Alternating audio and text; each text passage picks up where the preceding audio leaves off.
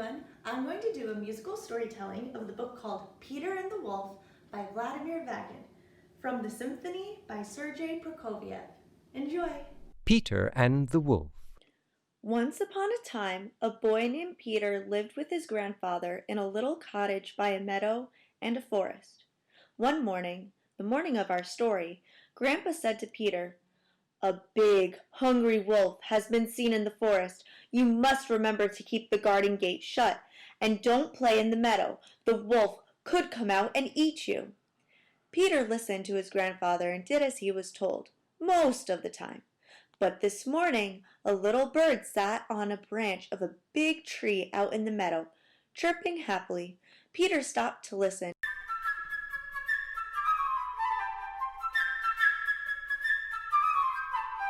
He thought, it's much too nice a day to worry about a wolf. So the better to hear the bird's song, Peter opened the gate and went out into the meadow.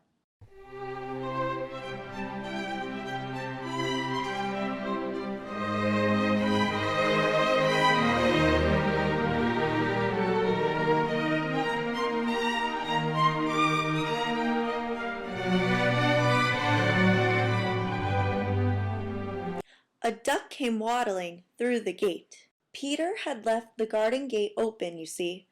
The duck waddled over to the lovely pond near the tree.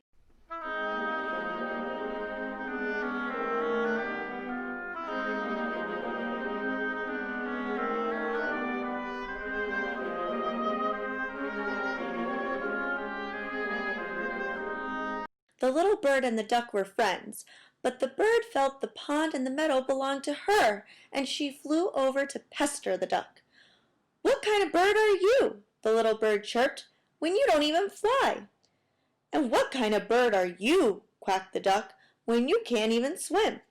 And so they argued, the duck splashing and diving in the water, and the little bird fluttering and hopping along the edge of the pond.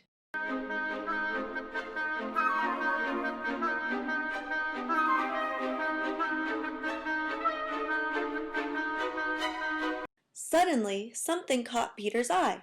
Was it the wolf?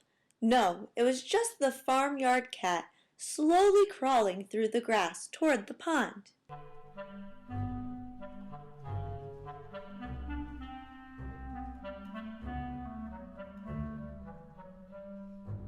The cat thought, "I'll just grab that little bird before he even notices I'm here." Closer and closer, closer and closer she crept. Peter saw what the cat was up to. "Look out, little bird!" he shouted. The bird flew up into the tree to safety. The duck quacked angrily at the cat from the middle of the pond. "Leave my friend alone!" he cried. But the cat was not interested in the duck. She crawled around and around the tree and considered again how to catch the bird. "If I climb up the tree," she thought, "will he only fly away?" Just then, Grandpa came out. He saw Peter in the meadow and saw that he had left the gate open too, and he was angry.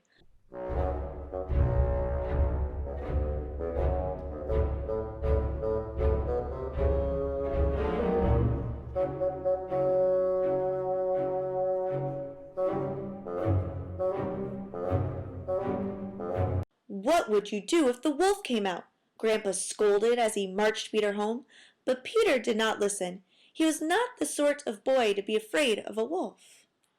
No sooner had Peter and Grandpa gone inside the gate and Grandpa gone into the cottage than the big gray wolf came out of the forest. He crept toward the pond, staying well hidden.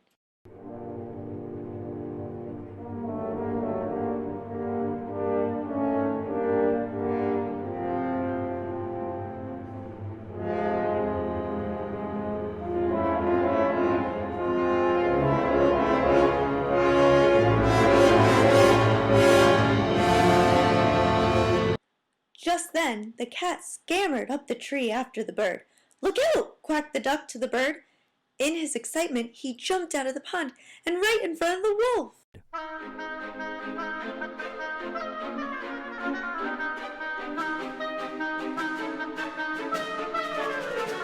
The duck ran as fast as he could, but the wolf got closer and closer and closer until, with one gulp, he swallowed the duck whole.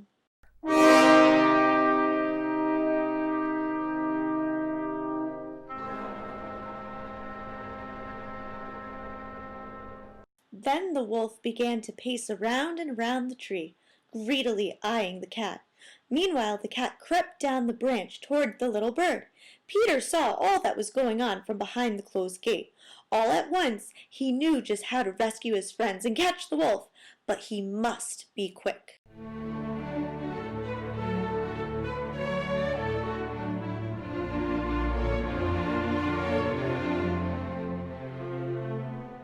Peter ran and found a strong rope.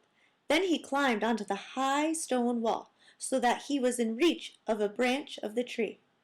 To catch the wolf, Peter would need the little bird's help. First, he climbed onto the tree and scared the cat away.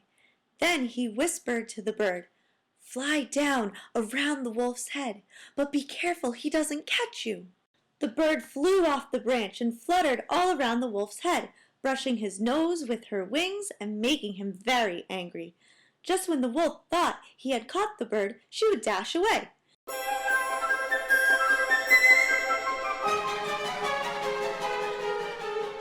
Peter inched out on the branch till he was right over the wolf.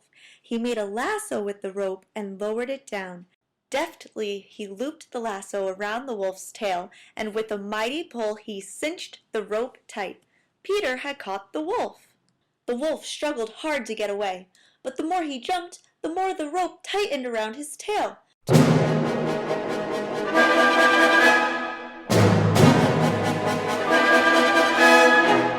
Peter tied the other end of the rope to the tree and called down, "I'm not afraid of some old wolf."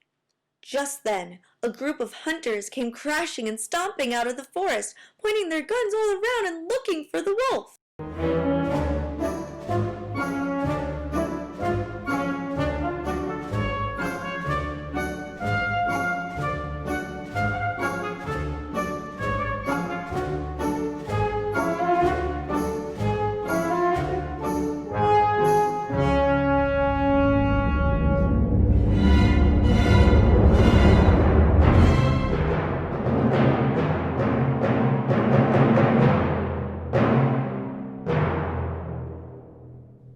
"Shoot!"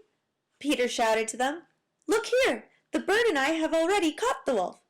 "The wolf is very dangerous," called the hunters. "Hand him over to us."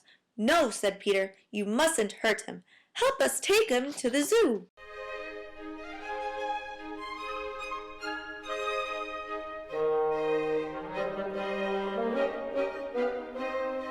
What a procession they made! Peter led the way, of course. Then came the hunters, leading the wolf with the rope.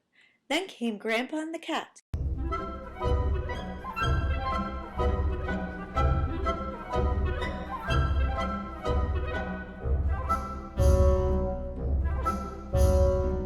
Grandpa could hardly contain his pride, though he had been angry earlier. "He's a brave boy, my Peter," Grandpa said. Above them all flew the little bird, chirping merrily. "Look what we have caught, Peter and I."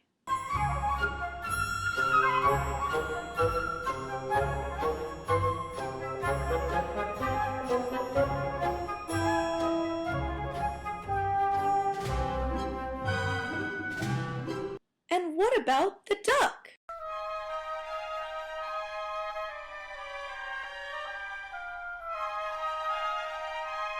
All the way to the zoo, he sat quacking inside the wolf, perfectly whole and well.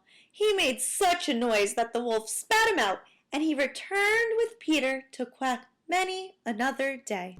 And that is the story of Peter and the Wolf.